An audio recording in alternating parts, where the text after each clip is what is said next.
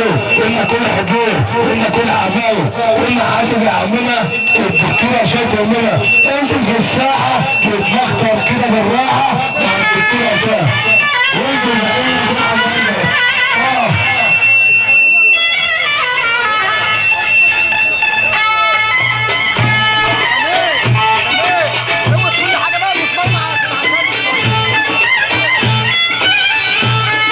عليك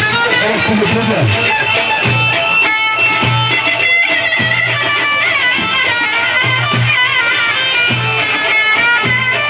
هتتابع عطلية أمر حريص روح كل كده وارجع ابنه وارجع ابنه وارجع ابنه تعال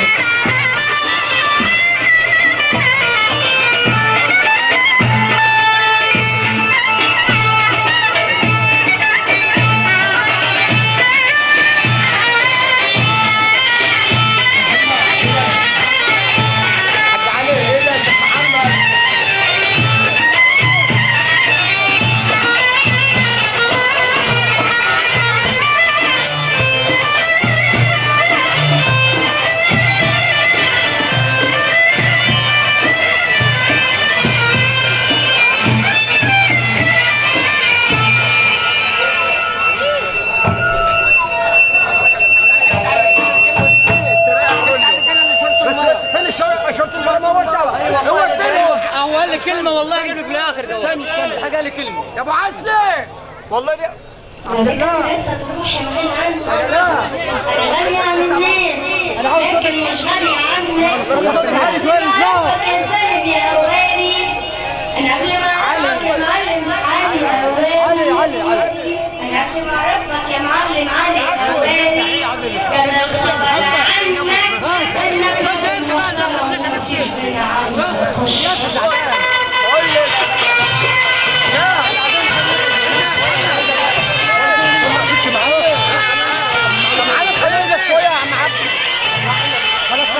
يا معلم عطا عاوز يفهم عاوز يفهم انا كلمتك زي طيب اتفضل لا بقول لك يا معلم علي يا زلمه ماشي يا معلم علي يا زلمه الرجال بأدبك ويا بخت ناسك بيك كل اللي قريب منك تملي يشكر فيك راجل وليك هيبه ودايما سند للي حواليك يا بخته اللي ماشيك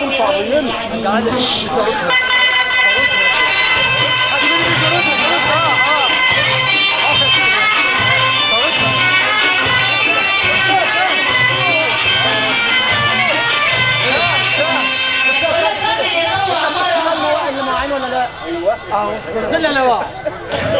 ايوه خليك معايا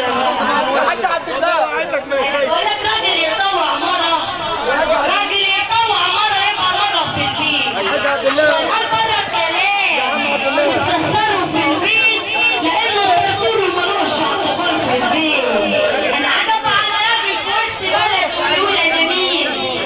انا عجب على راجل في وسط بلد وبيقول انا مين وهو في البيت بيخسر لمراته اللي هو عليها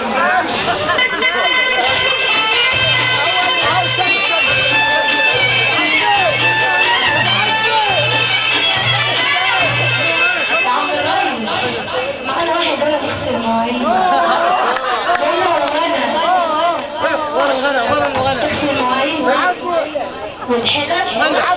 وتصب الناس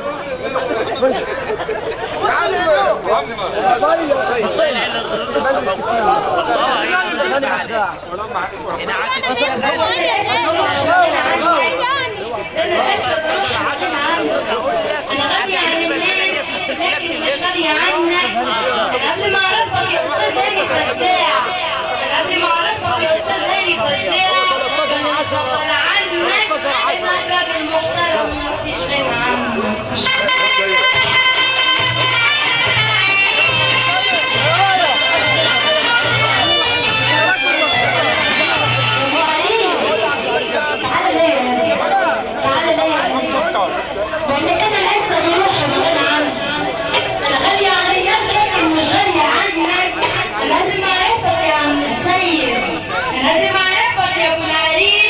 قال الخبر عنك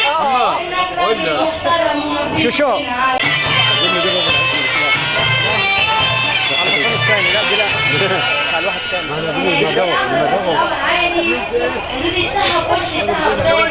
قالوا لي استاذ ظاهر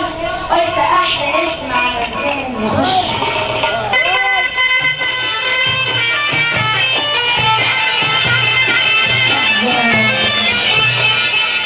بقول لك اللي واكل من الطبق خد بالك من الاخر